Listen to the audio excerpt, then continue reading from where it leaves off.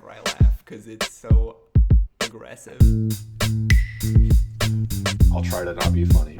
Yeah, try your Goes against best my not nature. to. I laugh too much when I talk to you. It's really a problem. It wakes my dog up from her naps. All right, I think I'm ready at some point. All right, let's do this. Hello, everyone, and welcome to episode 25 of Patch Notes, the Homegames podcast. I'm Yazeed, and this is Joseph. Hello, I am Joseph, and today is April 13th, 2020. And since we've also been saying the times, it's at 7:44 p.m. Because yesterday was Easter, so we didn't record. This is the latest podcast we've recorded. Yeah, I think 20 was close to this, but we did that in person. It was like a different thing. It's a different vibe, you know? Sorry. Yeah. We're both just tired after a work day. It's almost 8 p.m. and you haven't eaten dinner. That's today's vibe, episode 25. It's also episode 25. It is, which is like a big deal. One more episode, and it will be comparable in age to me. So, you know. Yeah, I guess so. Isn't every number technically comparable to every other number? Math guy over here, you should have the answer for this. Yes. Any number is comparable to any other number as long as you're using the same, system. So, a whole number is comparable to any other whole number. But, a real number may or may not be comparable to a whole number. Yeah. And 25 is a very real number. Yeah. And so is being a quarter of the way to 100. We're a quarter of the way real. Speaking of 100, Joseph, mm-hmm. Do you have some news that you want to share? Do I? Yeah. Oh, yeah, 100. Yeah, right, oh, yeah.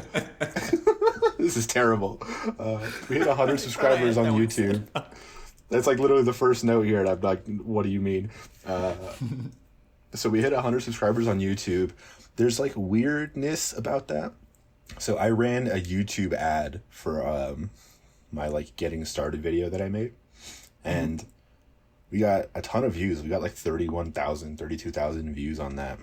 A severe amount of dislikes, which I get. One of the comments was just boring, which I thought was funny. So that's some feedback. But the thing is, I'm fairly certain a significant amount of that 100 is bots. I was looking at the comments, some of the comments we were getting, and if you go to their channel, it's how to get likes fast, how to get subscribers now type stuff. So it's oh, this is scammy, weird YouTube stuff. So anyway, we got the 100 subscribers, so we have a custom channel URL now. So youtube.com/homegamesio is our YouTube channel, which is very exciting. Very nice. Yeah. That kind of sucks with the bot subscribers, but hopefully we get real people in there too. It's not just 100 bots. I think there are real people in there. I just don't know the breakdown of bots versus humans and all that kind of stuff. But I guess we'll kind of see as time goes on who of the subscribers actually watches this stuff.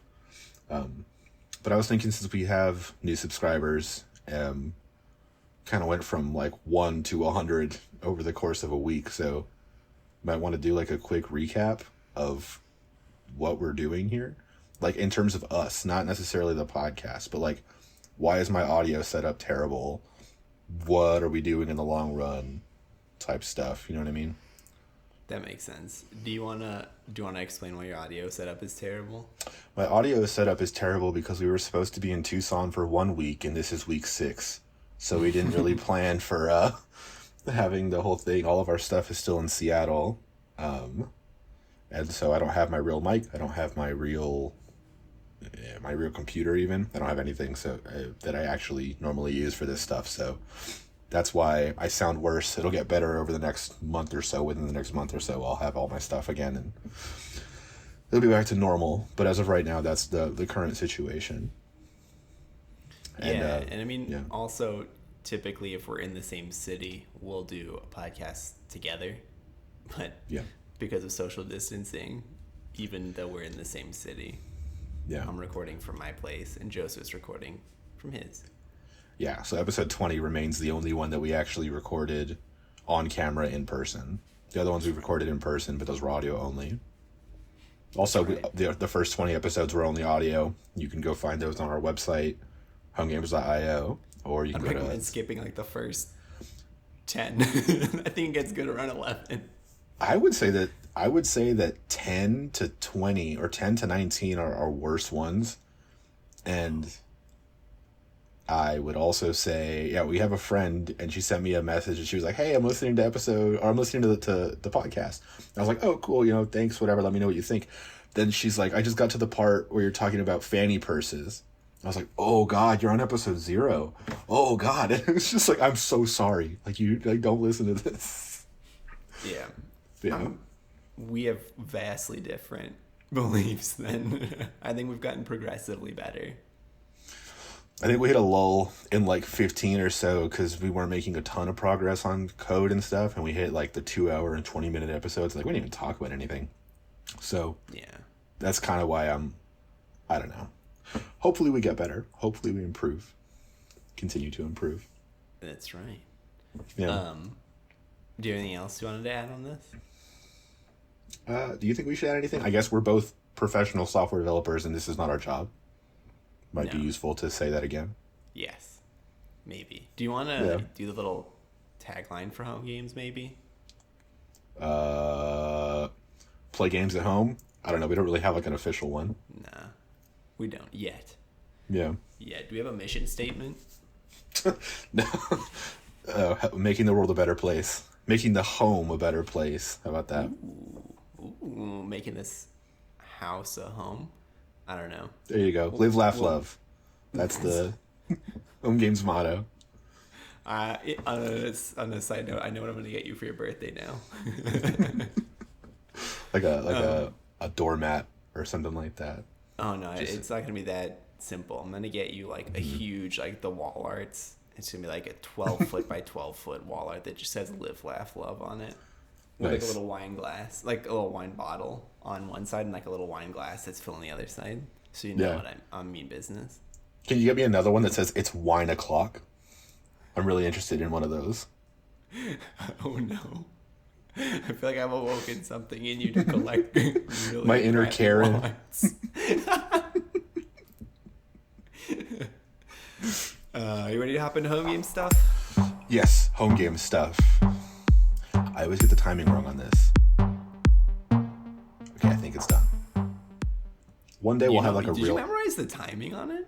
No, because I just guess. It's like 3 seconds or so. One day we'll have a real audio setup, like a real podcast setup, where I hit the button and it plays it in our headphones, like it's recording, while we do it together and all that kind of stuff. One day, One day. but not today. Yeah. Maybe when we start making money off of home, So never. Yeah. So my update is actually not an update. I unfortunately did not have a chance to work on home games this week for a reason that I'll explain later.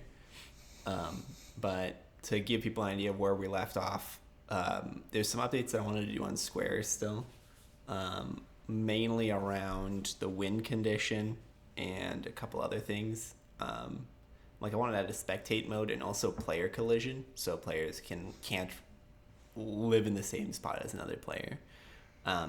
And to kind of go along with that, I had a couple PRs that I needed to update, but that's also where I was last week, and I just didn't get a chance. But Joseph has updates. Completely understandable, by the way. Life is very hard, and that also happens as another recap thing. Sometimes we have to do stuff that is not this, but we still kind of put attention to it. But at the end of the day, we have lives and jobs and responsibilities and stuff outside of this. So yeah, anyway, my update is, so first I mentioned last week that I made that one game specifically to play with Synovia on our anniversary. The questions, whole thing. Yeah. So we played that. It was kind of fun. Not really. I mean, my questions were terrible. I made like this set of 30 questions or so, and a lot of them I tried to make them specific to like me and Synovia because we've been together a very long time, so we have like a lot of things to pull from and like inside jokes and weird little stuff like that. So that was the intention. And it was cool enough, I guess. It just didn't feel... It would have been more fun in person, I guess, because we did it like over FaceTime and then, the whole thing. So kind of the whole point of home game stuff is to be in person. I just wanted the test to see how it would work over the internet, and it was fine. So I guess that's my takeaway. It was fine, and it works well enough. It didn't break, and I was surprised by that. Synovia played on her phone, and I was surprised by that. She didn't complain about how bad it looked or anything. Maybe she was just being nice. I don't know. But yeah, I just kind of wanted to mention that I actually played a game that I made, and it was interesting. The other thing, a few other things. So, one thing, I approved your Squish JS changes, the redo of stuff that you already had before. So, that should be good now to merge. I was thinking, I know we mentioned previously that the person who made the pull request should merge, but it actually should be us. Should be one of us. The person who approves should merge, because if we have some sort of release process, I don't want to depend on someone to just go click a button when we have given them the go ahead to click the button. I agree. When you said that, I actually thought you meant you or me, because if an open source, not you or me, was trying to do a commit, we'd probably want to review it, and then merge it in ourselves, and kind of towards that. You can't. Can you even make a PR unless you're a contributor? I think someone would have to fork it and then somehow let us know or something. I don't think anybody can just make a PR. So we should probably update the settings for that. Yeah, I think anybody should be able to make a PR for home games. But not everybody should merge. Yeah, and I don't know if we're able to limit it to where no one can push to master, but someone can make a PR for their thing. I'm pretty sure you can make a PR from a fork. And I'm pretty sure anybody can do that. Yeah, you can make a PR from one fork onto another, but you have to have contributor permissions to open a PR right now, I think. I'll check on that. But yeah, ideally, no one except for us can push to master. But anybody can make a request to merge to master. Yeah. I think that'll be a good change. Anyone can open up a PR. You or I would have to merge it in. I think the rule should still be for you and me. If you approve it, I should merge it in. Just because in case anything goes wrong, it should be kind of on me to I'll let you know, buddy. I'll tell you. You let me know. You merged it in last time, and then you were like, "Oh wait, no, it's fine." Then I rolled it back. Yeah, that was my fault. But my point is, if you break something, I'll just tell you directly, because it's not you're a special case. It's not like other randos. Not a bad way. I mean, you're. Yeah, I also don't take offense to that. So I guess if you're also an open source person out there and you're interested, you can also review with PRs that are out and take a look at kind of what we're doing. Yeah, and you'll be like, hey, this code's not very good. And we'll be like, yeah, ship it. It's all good. I don't know about that. I think some of the code in there is really well done. I think this WebSocket stuff is actually really cool. Just the way that whole works and how Squish works and stuff is really cool, because it's super specific to home games. Yeah. I mean, it's specific to home games, but it's not so specific that you can't use it for anything else. Yeah, I guess if someone else has this thing where they're trying to limit, they're trying to be efficient in space. That was you. Hey, her first appearance on the thing. You want to mention the dog real quick, because kind of. Oh, yeah. So, for people who don't know, I got a dog, or no one knows but Joseph. So, I got a dog on Tuesday of last week. And this is about 5 days, and she is great. But she was sleeping underneath me right now. So, if you heard snoring in the background, because I was laughing about that actually, because you could definitely hear that underneath you. You're snoring. It's not me, it's not Joseph. I had a dog sleeping underneath me. And now she's very nice. Gone somewhere. I don't know where. So good. Well, that's in the notes for what's up, so I guess we'll leave it for that. But she kind of ruined the flow just now, so I'll give her that feedback when I meet her in real life. Please do. What were we talking about? Oh, quality of code. Yeah. Anyway, the Squisher. I suppose anybody that has this need to be efficient in terms of the size of data they're sending over a network, if they want to compare if they just don't want JSON, I guess, being sent over a WebSocket or a network of any kind, then they can be space efficient in that way, because it's basically JSON without the keys. Mm-hmm. But anyway, I guess anybody else can use it. I have no idea. But yeah, you're right. It's very specific to home games. But someone else can write their own Squish spec and then kind of do whatever they want with their own objects. Anyway, so Squish stuff, and then what I'm working on now. So I asked Synovia to give a mock of what she wants the dashboard to look like, because I think the dashboard looks terrible. The like yellow garbage that we have now that I made. Whoa. I say it's yellow garbage. Whoa, you don't have that. My bad. I'm just joking. I didn't mean it like that. Yeah, so I asked Synovia to make a design for that. So she actually is like the coolest thing. We normally use a Surface tablet. We have a Surface that we use at the apartment, but it's in the apartment and we don't have that stuff here. So she had construction paper, and she made a little thing out of with construction paper. It's I posted it up on the wall here, so it's like my motivation to work on home games in my free time, instead of doing whatever else I do. So I've been working on new dashboard stuff, and kind of the big change there is, remember we talked several episodes back about adding a scroll functionality. Yeah. To like, pagination basically in the games that are in the dashboard. If we have 100 games, the existing dashboard is just gonna it won't show everything that's not in the screen. Excuse me. So I implemented that change so everybody has their own list, and it's all specific to one player because of the whole, my view state could be different from yours, so every game node has to be specific to me now, that whole thing. Right. Yeah. Anyway, so implemented that. It's almost exactly how she designed it, except for some kind of like UI tweaking stuff I need to do. And we don't have any designs yet for like the modal that pops up when you click into a game. So I kind of took some artistic choices there myself and did some stuff and added a description. So in Synovia's mock, she had a description for a game below the author. And I actually, since there's not a whole lot of room on that screen, I removed the author. It's just a game name, and you click into it, and then you can see the author and then a description. So it'll be like, play games on the phone, 2 players or whatever someone would put there, like a Mario Party type description. And it has to be in that kind of a tone.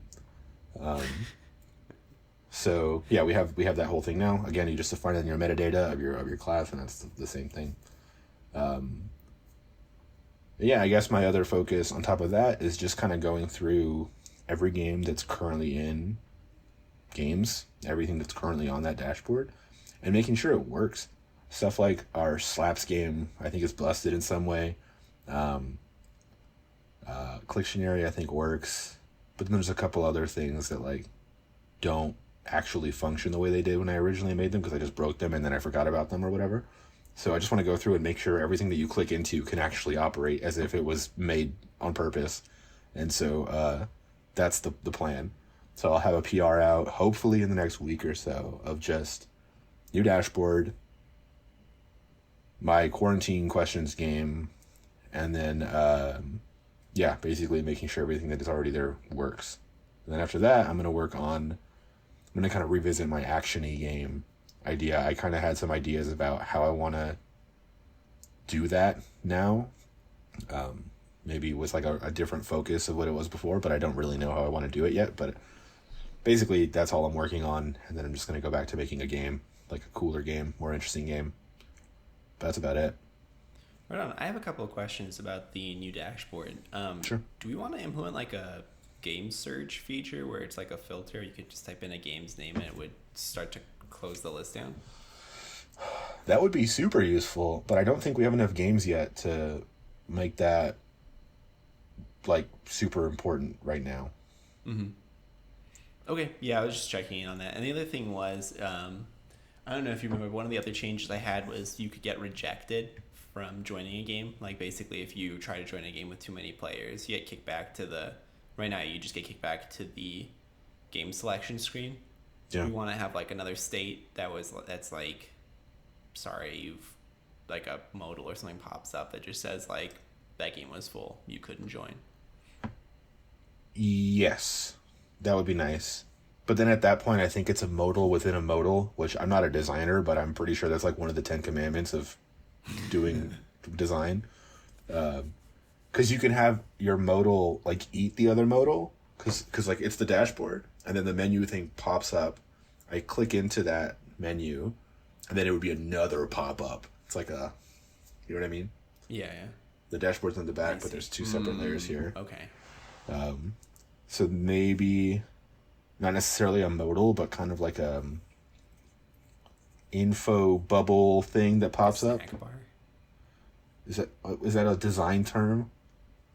A snack I don't know. bar? At work we use Material UI, and one of the things that they have is a snack bar, so I've just been calling it a snack bar. Okay, so I'll look up what a snack bar is. But yeah, it's just some sort of little pop up thing that's not actually its own window. Yeah. Could just be like a little text bubble. And then one other question. On the last episode, you said that you had tried to add shadows and stuff to the game selection screen. Yeah. And you said it looked really weird. With the new layout, do you have like depth of, I don't know how to say, like depth of view basically? Like it's not flat anymore, like it has a little bit more like off the screen a little bit? Yeah, we have shadows now, and I think it just looks better because one, the background is blue, so it's like a dark shadow on a dark background, so it doesn't look super crazy. And then the images are like each option is larger. Now it's only 3 in a row, so there's kind of more of like an emphasis on the actual look of each individual block, so it doesn't look super weird when it's like 7 in a row and they all have their own individual shadow. I guess I posted up a video, like a second developer update, just kind of going through the new dashboard thing, so you can see there. If you have feedback, that'd be awesome. Tell me what you think of the shadows or what you think of whatever. But because it's not done yet, I'm still kind of working on it. But yeah, Cool. shadows look and you better, I posted guess. like this. Sorry, go ahead. No, just shadows look better, I think. Nice. Cool. Because I was gonna say, like, you posted that other developer update like 4 days ago, 5 days ago, yeah. Saturday, so 2 days ago. Jesus. I do. I like, it feels like it's been forever since we recorded the last one. I was like, did we miss a week? Because, like, just thinking about how we recorded last Sunday, it feels like that was a month ago. Yeah. Like, my perception of time has started to really go, you know? Do you see the sun very often? I saw the sun today, yeah.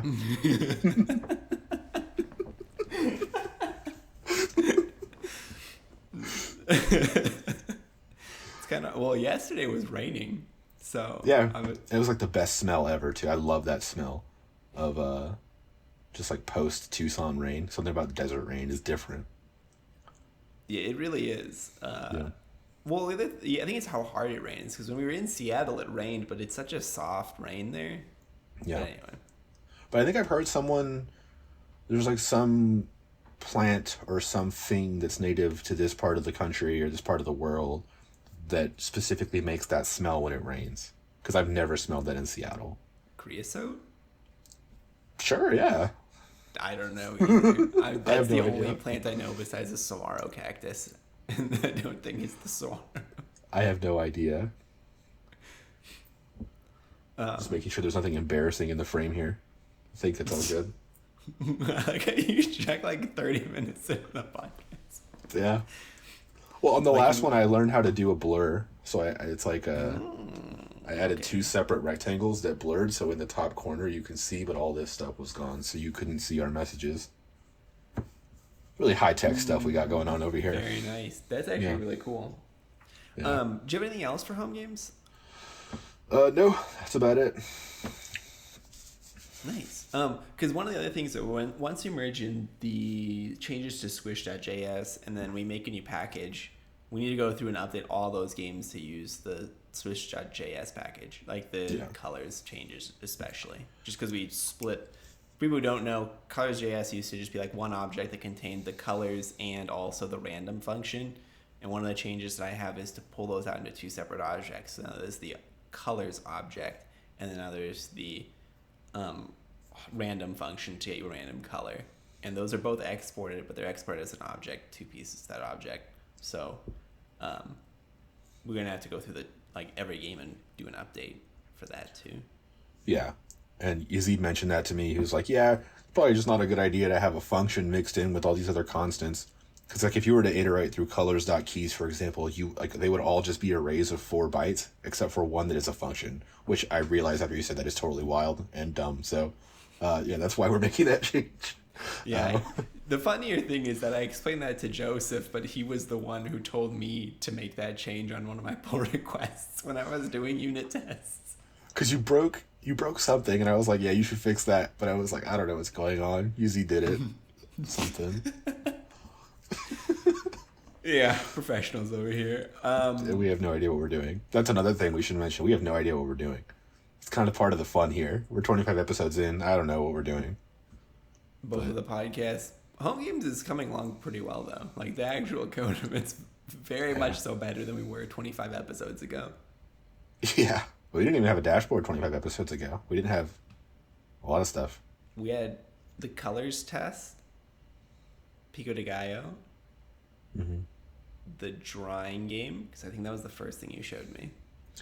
I think we had everything up to, like, the layer test when we started doing these. I don't even think you had the layer test the first time you showed me. I think, because that's the thing I like my go-to when I show people. When I show people Pico de Gallo, and I showed my coworkers, like, almost a year ago. And I was like, hey, yeah, watch this, drag your finger. And they were like, whoa. And that's, it's easy to show people the latency stuff. That's right. Yeah. You might be right. I don't remember. That was 25 weeks ago. It's like an entire lifetime. We've been doing this for almost 6 months.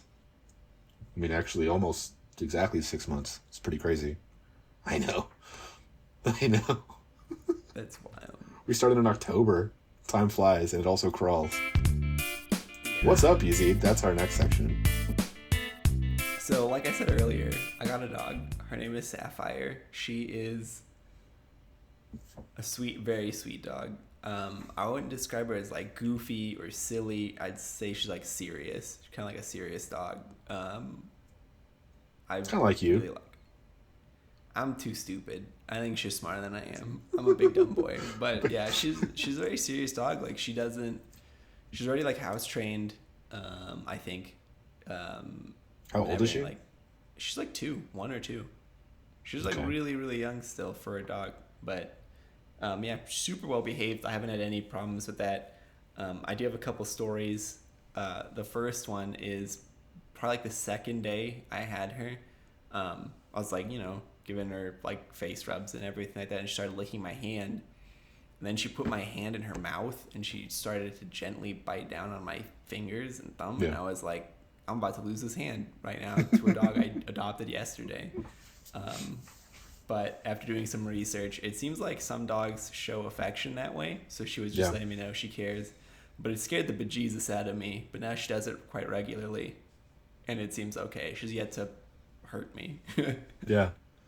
I used to have a dog that did that, and I was terrified of that at first too. But yeah, you just like did that, just soft bites. Mm-hmm. It's all good. Yeah, I tried getting her a toy because that was what the recommendation was. Like, get her a toy she can chew on. So I got her one, but she gets a little bit too hyper around the toy. I haven't figured it out yet, but like she just goes in like a play mode, which she normally isn't. She just gets amped up, and it's like I gotta calm her down. But the other thing too is I took her to the groomer on Sunday. Man, dogs after the groomer is the best. They like smell really good. They're very like soft. Like her fur is still just like so soft. Yeah. And also she doesn't hurt me anymore when she jumps up and puts her like front paws on my chest. Yeah. So nails, right? Yeah, because the nails got clipped or they got grinded. Whatever. I don't know what the technical term is, but like yeah, she's for people who don't know, she's like 70 pounds. She's pretty big. She's a pretty big dog. She's tall enough that when she has her front paws on my chest, her head's probably like about my shoulders, and I'm about 6 feet tall. So she's a long dog. You're like 6'1" or something. Me or you? You. I'm 6 feet. Aren't you? No. I thought you were anyway, doesn't matter. Tall dog. I like that you made me taller, though. I appreciate that a lot. People don't know this, but Yazeed's actually 7'4". The tallest man I've ever met, so... yeah, one day we'll have my brother on, maybe, and then we'll actually have somebody way tall. Yeah, your brother's incredibly tall. Yeah. That's But yeah, awesome. super sweet. Really like Yeah. her. Had about a week now. Do you think that you were like do you think that you over prepared or under prepared, or like what do you think about that whole thing, all the preparation you were doing? I think that I got lucky and I got a dog that fits my personality really well because, to be honest, like I went in on Tuesday to meet a different dog entirely, like a completely different dog. And when I got there, like, we're really sorry. We thought we put your dog on hold to like you can meet, because I got it from the Humane Society, and like you're supposed to like they put it on hold. You meet the dog. If you like it, you adopt it. So I went in and they were like, "We're really sorry. We forgot to put a hold on your dog, and it got adopted." So I was just like, "Oh, okay, cool." So like I just wasted some time of my day, and they're like, "Oh, no, no, no! Like, we have other dogs for you to meet." And then they kind of helped me pick out a dog because I had some things that I really wanted. And I think I mentioned on last episode, I wanted a dog that was not small or really big, and I wanted a dog that's not really young or really old. Yeah. And I'm a pretty active person when I'm not working, and then for long periods of time, like completely inactive because I'm working. I want a dog that kind of can fit both those things. And when I met her and another dog. The other dog was like too amped up. He was like on top of me, kept on going after my shoelaces, and I was just like not super into it. Yeah. And she just kind of checked in on me every so often, so I felt like there was something there. But yeah, she's great. Yeah. I don't own very much yet for her. I have a bed that she hates completely. She laid on it for 2 minutes and never again. She has a toy that she gets a little bit too excited for, so I need to be careful with it. I got her treats yesterday, and she has a food and water bowl and a leash and collar. So just kind of like the bare minimum. As you can see from like the white all around me, like I live the bare minimum anyway, so like it works out. And I like how for the past month or so, there's been that box with a single headset in it, just hanging out of it. Like, that's the only real thing in your room. The headset died, so I'm actually using a different headset, like an old school headset instead of the other one. And that box just holds all my garbage, basically. You know that you could take the garbage out of the house? I do take the garbage out. It's not actually garbage in there. It's more like stuff that I'm hanging on to see if I can either like do something with it or fix it, or something in there I think is actually important, like paperwork, and I'm just holding on to in that box. It's the catch-all box. I have boxes like that, but it's boxes plural. Like all this stuff behind me, like I don't know if you could see in the back, like that chair is just full of garbage. There's like papers from high school in there. I have assignments from college that are still like in this room that I just have scattered around. I'm like a hoarder. I don't get rid of anything. We are, so for people who don't know, Joseph and I are like really good friends. We've been friends for, I don't know. We met in high school, so like we've known each other now for like 10, 12 years, something like that. Something like that. Probably about 12. That sounds about right. And Joseph and I are complete opposites in that I own as little as possible, and Joseph can't not own stuff. Yeah, it's a serious problem. I went and bought a bunch of vinyl just because I wanted to support Zia, because they were like, oh, hey, times are tough. I get it. So I took that as an excuse to go buy, like, I added, like, 10 different records to my collection over the past couple weeks. Really? Yeah. Oh, man. Do they have anything you thought I would like? I mean, it's still just Zia. They still have their same collection, their same inventory that they always have, really. I mean, it's kind of whatever. You have a record player on that thing behind you for everybody that doesn't know Yazeed personally or see through things. There you go. That is a record player. That's an ATLP 60, right? The Audio-Technica thing. Mm-hmm. Yeah. One of the Audio-Technica ones. The unfortunate thing about my setup is that there is no place to put it in over there, so I'll have to move it around if I ever want to listen to it. Yeah. I've been wanting to... I don't really have my whole setup, but I do have a record player here. It's like just off the thing over here. And I don't have any speakers, so once I get those from Seattle, all that kind of stuff.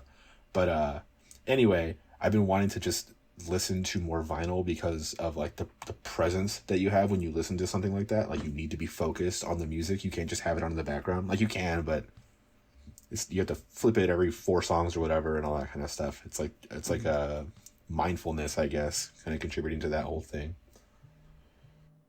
So we'll see how that goes. This guy getting text messages, trying to pretend like he's not. That wasn't a text message. That was actually an email. Oh wow. Yeah. Mr. Professional over here getting emails. Yeah, there's definitely like a different. Sorry, there's definitely. I'm gonna change the subject back, but like there's definitely like a different vibe when you're listening to it on like a record player than when you just like put on Spotify and you go. Yeah, and I mean like it's not. It kind of depends on the music too. Like I got "Enema of the State" by Blink-182, because I thought it'd be fun to have on vinyl. That's not really like a sit and thinker or anything like that. But like I got "Igor" by Tyler the Creator, which really has grown on me since it came out. This one, like, it's all pink and he looks like Frankenstein or whatever on the front. Frankenstein's monster. Or Igor, I guess.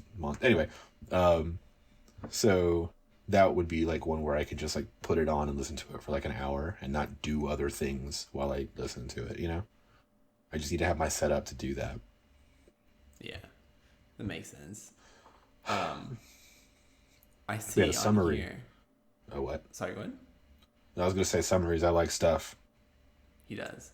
Yeah, I also Yazeed like some doesn't things. like stuff. Yeah. I really want to get some more vinyls. That's for sure. Like I want to fill one of those rows on my little bookshelf with vinyls, because I have one. The one above it is almost full with books. Yeah. So I'm almost there for books, and I'll do it for vinyls. They're stupid heavy when you have like a lot of them in one thing. They actually put a lot of strain on whatever you have it on. So just keep that in mind. More than books?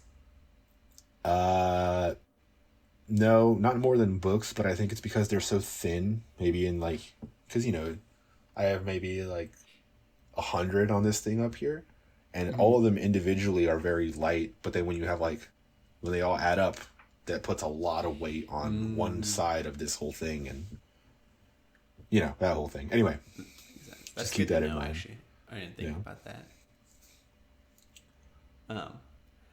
Real quick. Yeah. Going back, how many vinyls do you think you own total?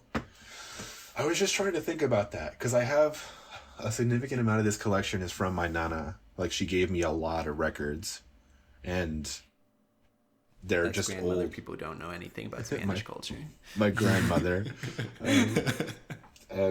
So I have like a large Avon box down here of just records with no sleeves, no anything. And that stuff is kind of cool. I went through it once and just found like a bunch of weird old music I hadn't heard before. And stuff you can't even find like on YouTube. Like I searched in some songs I liked and could not find them. It was weird. But if I had to guess, I would say like probably 150 individual records. If I count, the ones that are usable in the collection that my nana gave me that aren't like scratched to death or whatever. Something like that. Would you ever want to be the kind of person who goes out and collects really old records and then puts them on like a digital medium? Or do you think that's not the kind of person you want to be? I would do the digital conversion stuff if I saw the need for it. Like, for example, there's a song called Teenage Bachelor, but it's not the popular version from the original artist. It's a cover, but it sounds like super like 50s and 60s weird, and the energy is very different. I really like that version of the song. And that's the one where I can't find it online.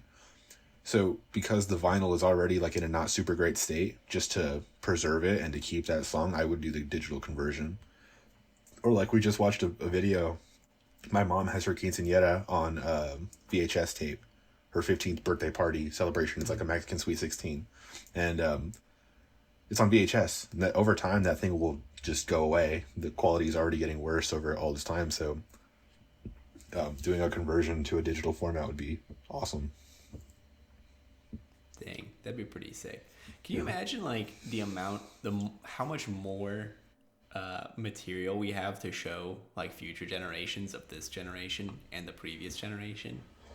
Yeah, like I was actually thinking about that recently. Like my mom, it's weird seeing my mom when she was 15, right? That's before I was alive. That's all that kind of stuff. And it's weird seeing that video of her because she's like an angsty, pissed off teenager. And you can see it in her face that she didn't want to be there. And she's like in the church and did not want to be there. And it's funny for me. But like if I have kids they can go back and watch these videos or like listen to whatever. They can watch us dancing to Dance Central stuff in your living room. Like, just in terms of what I am putting it on the internet, and I don't even really like make stuff for the internet, you know what I mean? But just all the content that individuals create today, it's so crazy for what your kids are going to be able to see in 20 years. It really is. It's going to be wild. I can't wait until I get to see your quinceañera. Yeah. Well, I mean, like, we have videos of like our high school graduation, that big party thing that we had. And like, there's pictures of like us at prom and all that kind of stuff in high school. Like, that stuff is already there and it's already embarrassing. So, you know, we'll embarrass our kids. I think you said something to me, maybe not even on the podcast, but you said like every so often, like, you should be embarrassed when you see stuff from like your past. Like, after a couple of year gap, you should look back and be like, oh God. Yeah. I think we were talking about that because I heard someone say once, just like this general idea of, you know, if you're not able to look at yourself in the past and think that you sucked, then you haven't grown from that time. Like, you should always be able to look at your past self and think like, oh, that was dumb or that was embarrassing. Because if you're the same person you were 5 years ago, you're kind of like a bummer. You know what I mean? Yeah.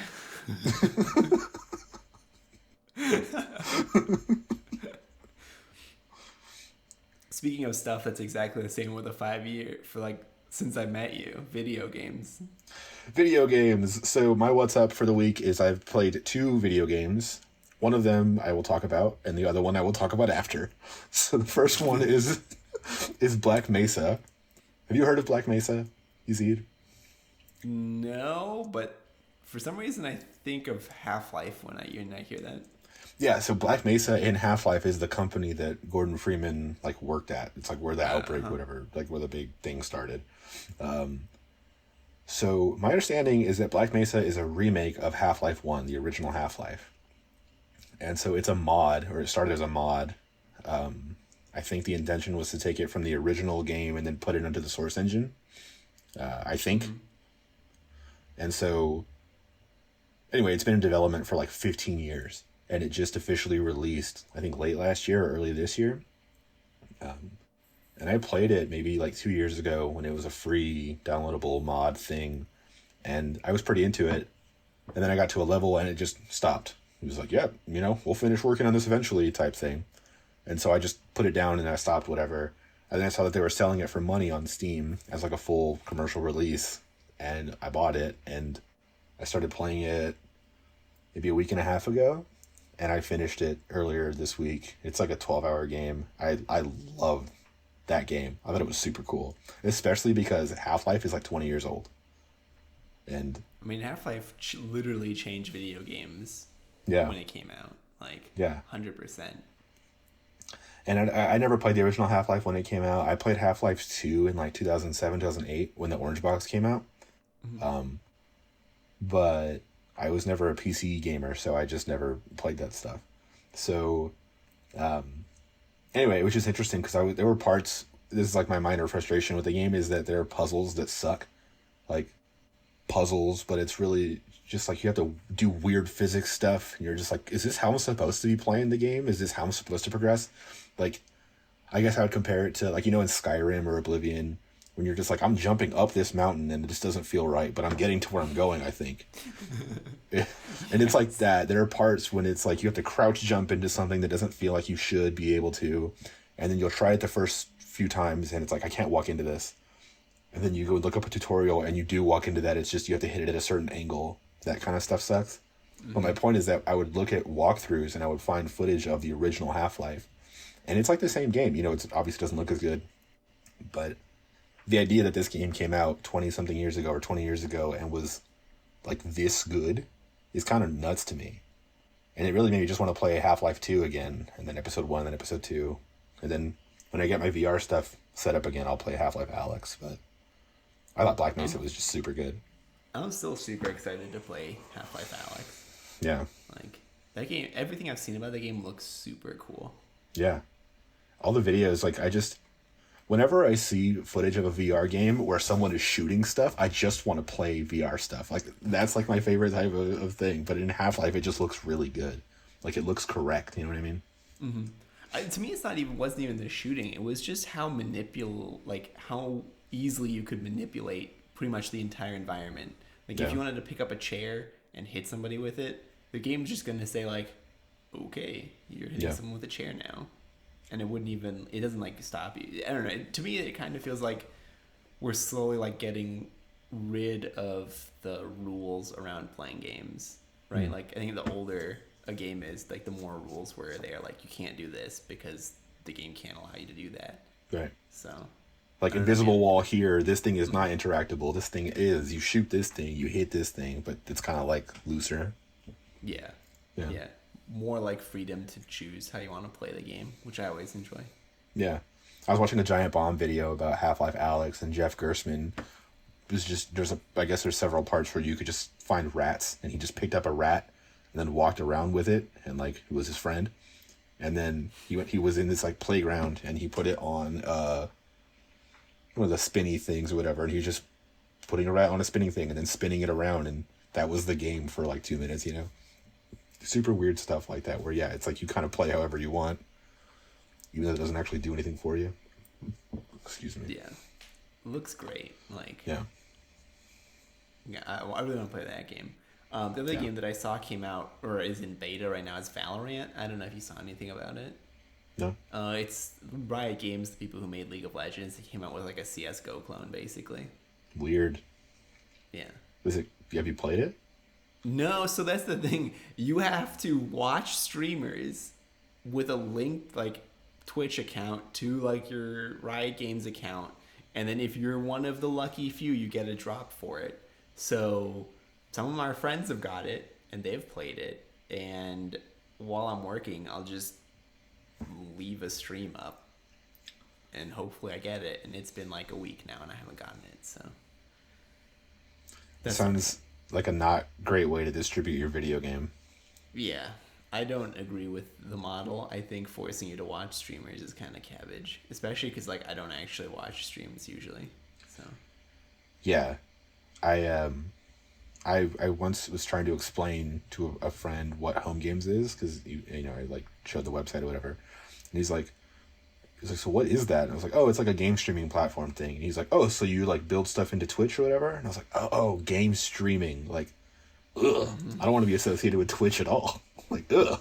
But it's kind of like this weird thing of, I know a lot of our friends watch stuff on Twitch, and like Tynan will, you know, watch competitive CS:GO or whatever, and I've never been able to get into it, and I just think it's I don't think I'll ever get into it. Like I just can't take it seriously, I guess, you know what I mean? Like streaming casually I can see, but competitive and all that kind of stuff is very to me. again, we're like exact opposites. I actually do watch competitive streams. So I watch professional League of Legends, professional Overwatch. I watch the TI, the international for Dota 2, and I watch CS:GO events too. Yeah. I'll watch all those on streams, but I cannot watch and listen to somebody just play a video game and chat casually for like 7 days straight. Well, not that I watched that either. I guess I'm saying I could see myself watching that over a competitive thing. I do like to watch speed runs. I think that's really fun, but I don't watch those a lot. Or like, what is it, like GDQ? Yeah, AGDQ and Summer Games Done Quick and all that stuff. I think that stuff is super cool. IGN does this series where they'll play like the best speed run of a game, and then they'll have developers commentate over it. So there was one for Half-Life 2 where someone beats it in like 40 minutes or something like that. It's nuts because the developers will talk about like, oh yeah, that's a bug. We know that's a bug, and this is how they're exploiting this system, or like that kind of stuff. It's super. It's like really interesting. Speedruns are cool to me. Yeah, that's very cool. I didn't know that existed even. Yeah, you should look it up. It's just like dev speedrun react or whatever on IGN's YouTube account. But yeah, you have another one on here too. Yeah, so I've been playing this game. Have you heard of Escape from Tarkov? I've heard of it. I don't know anything about it though.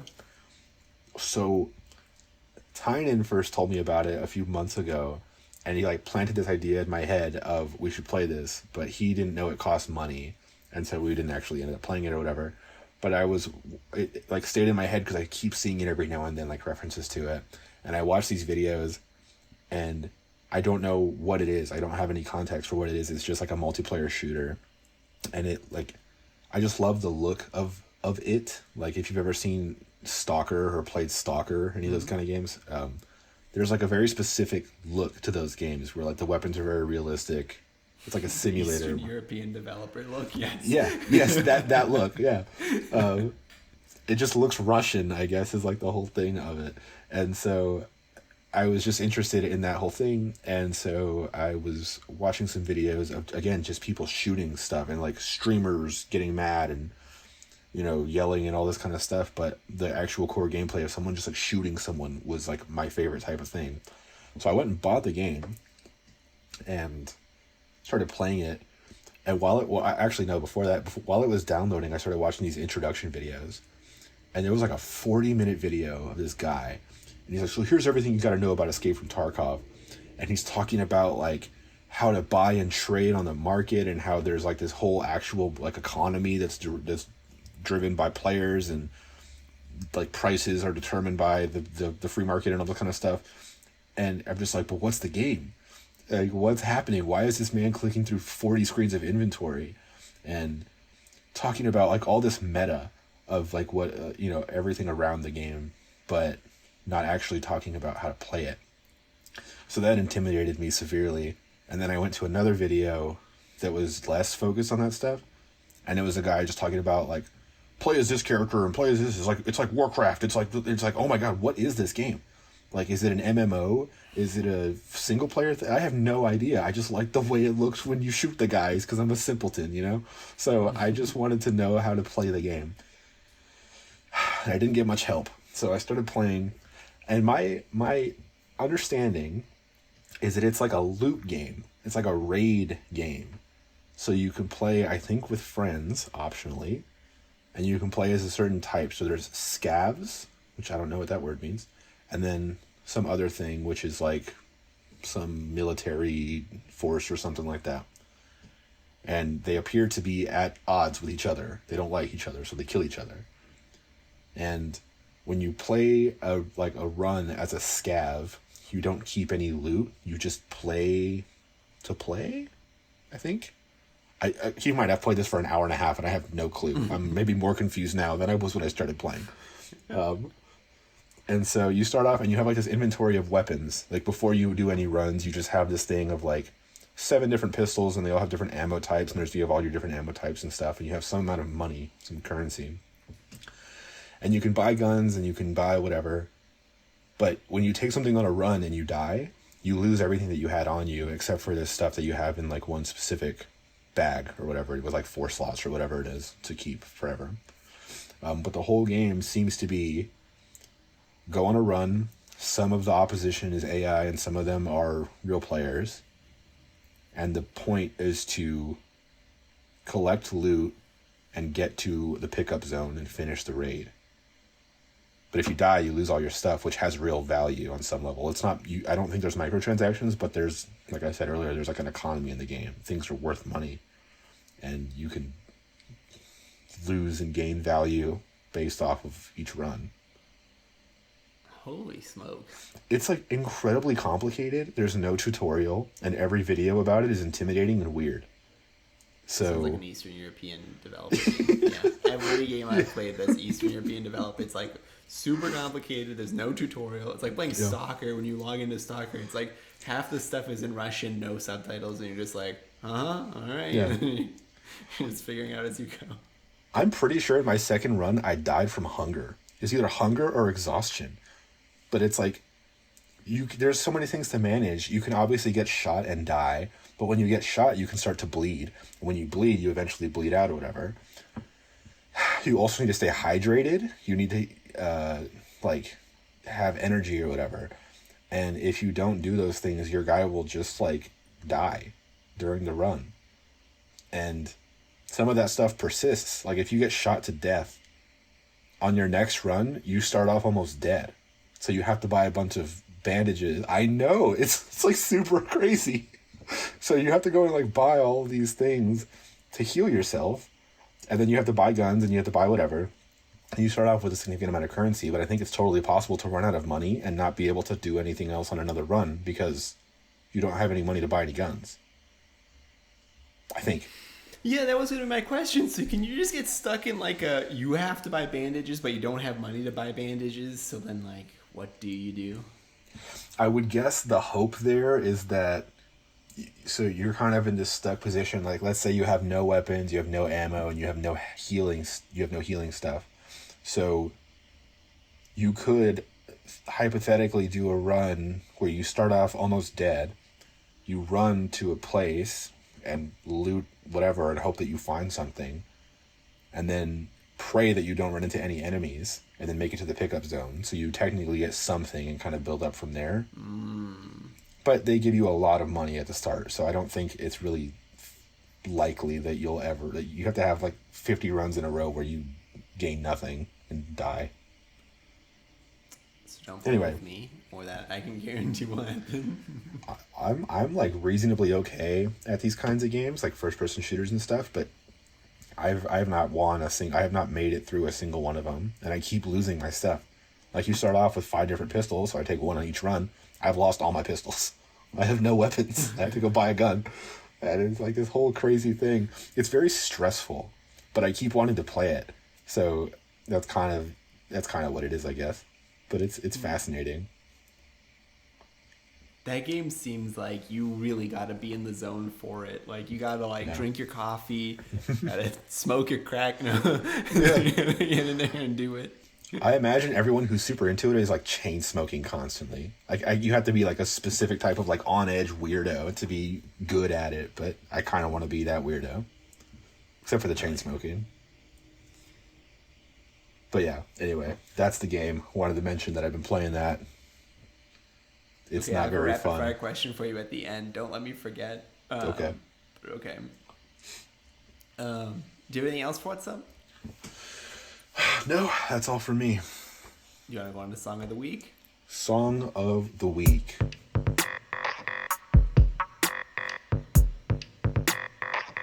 I'm waiting for you to say something because I have no idea how long the songs are. I think the song went. I don't know. I think we're good.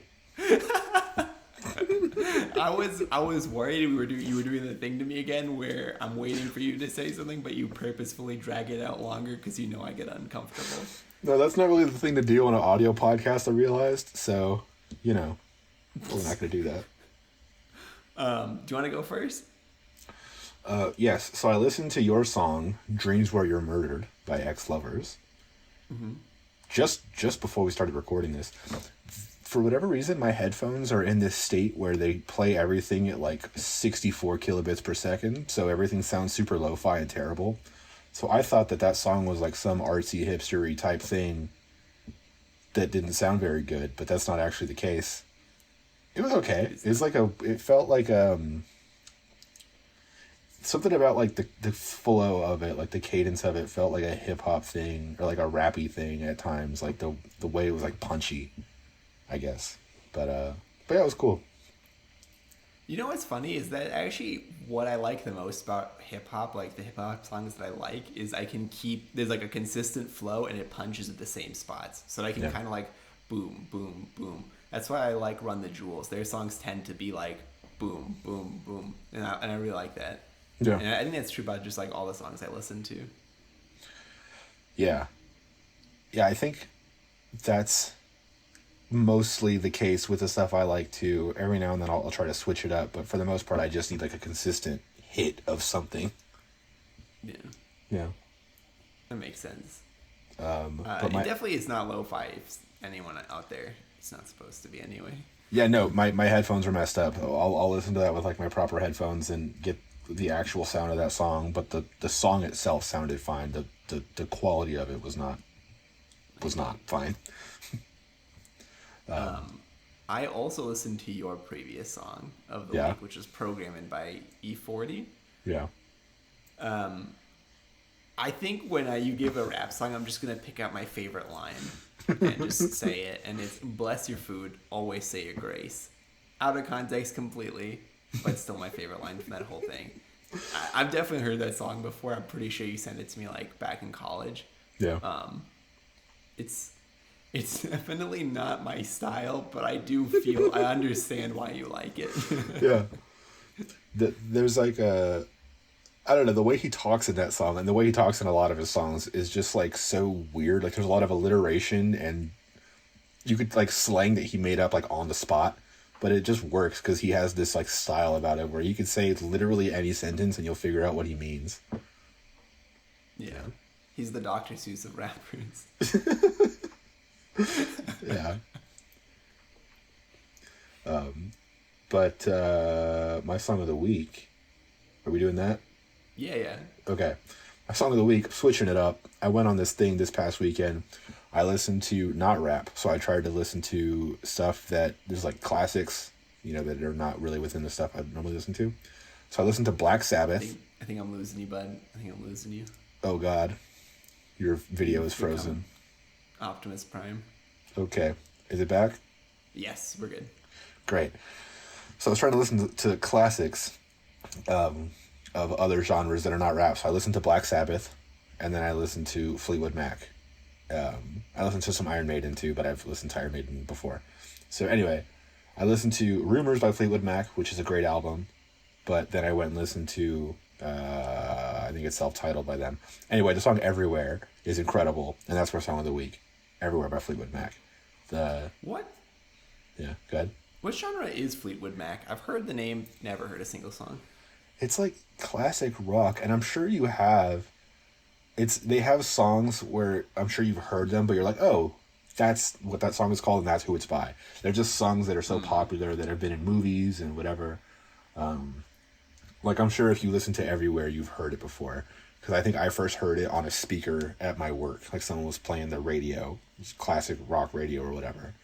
And but like the voice, like the energy on the voice on the chorus is like so interesting, and like it's got this weird thing about it that just makes it fun to listen to. I think it's such a good song. Like you probably have heard it before. It's a very popular song. It's got 300 million plays on Spotify.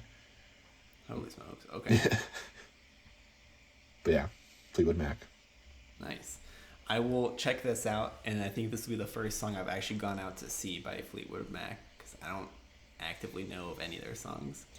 My song is another one of those indie pop nonsense songs called Man on the Moon by Powers in all caps. What is this band or person or man? I know nothing about the band. It's got high energy. It's definitely high energy, pretty happy. It also reminds me of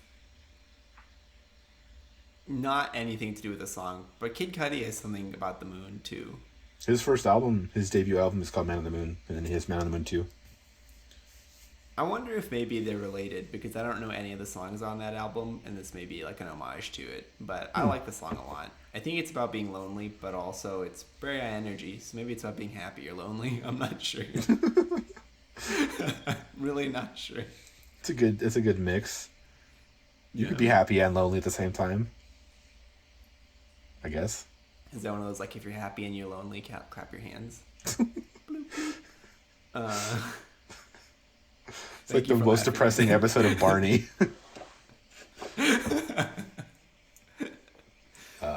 Also, speaking of Kid Cudi, he has a new song coming out. Actually, it's out right now. It just came out like 2 hours ago. I haven't heard it yet, though. It's called Leader of the Delinquents, I think. How much money should I bet that'll be your song of the week next week? You could probably put good money on it, especially because these days I don't listen to much music. Typically, I'll keep my headphones on when I'm in the office and stuff, but I'm just here, so I'll have like a YouTube video on or something like that while I work. So I haven't really been listening to a whole lot of music. So that's why I kind of had my classics that I went through this weekend, because I don't actually listen to music during the week. But yeah, if the song is good, it will probably be my song of the week. It's a good chance. And it's Kid Cudi, so it's probably going to be a good song, because he's incredible. Yeah. Nice. Saying that too, I just realized 90% of my Google searches have been like, if dog does X, what does it mean? You're like a new parent. It's like you Google every problem that your baby has. Not that I've ever met a new parent. I just imagine that's the case. I know a new parent, and I don't know if he Googles all of his problems or not, but I do Google all of my dog stuff because I don't have anyone else to ask because I don't know anyone who owns a dog. So it's like, what do you do? How do you deal with How do you deal with motion sickness in a dog? The answer is you don't feed them for like 2 or 3 hours before you get in a car. Makes sense. You get them to face forward. You open a window a little bit. You give them a jelly bean, but not xylitol or something like that, because that's killer to a dog. So you give them a jelly bean that doesn't have whatever that is. Window down, no food for a little bit. And hopefully they're okay. So I'll try that out, in case anyone was wondering. Yeah, you should ask Synovia for tips. She's had dogs all her life. She's very much a dog person. I will. If this doesn't work and dog still gets car sick, I don't know what I'm gonna do, because I drive a lot. Well, I don't drive a lot, but I drive for long periods of time when I do drive. So yeah. So you're not gonna rename her? I guess it would make sense to rename her Delta, because she's already yeah. Sapphire. So that was the thing, is I actually really like the name Delta, but I think that renaming her to Delta isn't correct. I think she is a Sapphire. I think the name fits her. She's and like a little lady. Like, she doesn't like getting wet. She doesn't like getting dirty. She does, like, she behaves like super well. Like, yeah. I don't know, man. I think if I was a brand new owner, this is the best dog possible for me. I am a brand new owner. This is the best dog possible for me, I think. Yeah. Delta sounds like the name of a dog. It's like a German Shepherd wearing a bulletproof vest. You know, that's how I imagine Delta. Yeah, that's what I wanted. That's what I was going into getting a dog looking for. Like, that was the dog I was supposed to meet, was like a 1-year-old German Shepherd. Like, she was like super high energy, they told me, and like really crazy, like big and strong, basically. Yeah. And I met this one, and she's none of those things. I mean, she is big and strong, but she's kind of like dainty and quiet and like reserved a little bit. Yeah. I haven't quite figured out. See, this is the next thing that I need to start figuring out, is how do you socialize a dog? Because I don't know how to get a dog to like other dogs. You gotta get other dogs. I don't think I can handle another dog. I'm exhausted, dude. You like 10, 12 dogs in there. They'll all just be friends. I'll You'll be figure like it out. the crazy dog guy instead of the crazy cat lady. The crazy dog dude. Yeah. I can see I it. let her off leash for the first time in the front yard. I let her off leash like inside the house, but I let her off leash like outside in the front yard. Yeah. And the first thing she did was immediately just start sprinting down the regular walking path, and I was like, I just lost a dog. But then she realized like I wasn't with her, and she came back, and I was like, thank God you're a good dog. Yeah. I would have lost you for sure. Nice. Well, Yeah. that's all I had for Song of the Week, and I guess you have your rapid fire question. I do a rapid fire question, and it came to me while we were talking. Which is cooler, smoking or chew?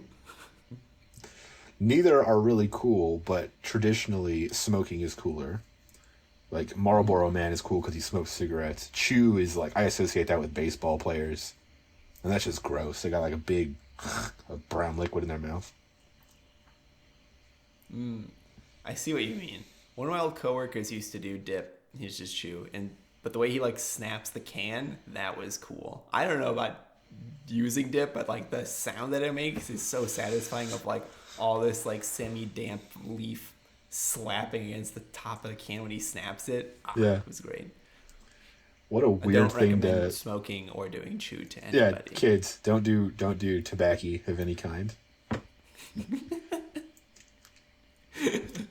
Yeah, chew is always gross because it's like you keep it in one part of your mouth, and that one part of your mouth over time like wears. It becomes leathery on just that one part. It's like super gross. Yeah. Yeah, When you say it like that, I realize how gross it is. yeah. But the sound the can makes. Maybe I just need to get like a chew can, clean it out, and put like breath mints in there. There you go. People think I'm hardcore until I snap it. It just sounds like a bowl of change. Yeah, or you could just get like candy cigarettes, walk around with those. You can look cool from a distance. I thought those were the coolest thing in elementary school. Are you kidding me? Yeah, I used to love candy cigarettes. Those were like the thing to have from the ice cream man. That's right. Yeah. That's right. I hated the taste, but I enjoyed the look. Which It's I wonder terrible. how much of that is true for smokers. Yeah. Yeah, I don't know. I don't know any cigarette smokers, so I couldn't ask. But actually, no, I do know cigarette smokers. Take that back, I I do. don't know any Anyway, well enough to ask. But I think that wraps it up for today, no? yes, that is it for episode 25 of Patch Notes, the Home Games podcast. Gotta add Did I that say little that at the pause. beginning? No, yeah, you did. I just like saying it because you say it with a very specific inflection, and you have like this timing to it. And I'm trying to replicate that because one day I'll have to host this again, like I did episode 10 or whatever. Well, I'm not going anywhere anytime soon. It's like illegal to go anywhere anytime soon. So like, Yeah, I'm not hoping for it. I'm just saying eventually at one point in the future there will be a time when I have to host this again. So I'm trying to get your thing down. your inflection there was good because I realized you were doing like a me rendition of the thing. That's why I said like, did I not say that at the beginning? Because if I didn't, that would have been like spot on. That was really good. Good job. Thanks. I'm practicing my Yazeed impressions, so one day I'll just take this over by myself and no one will know. Talking to myself for an hour and a half. There's a joke that is not appropriate for this podcast, so I'll tell you when we're off. Okay.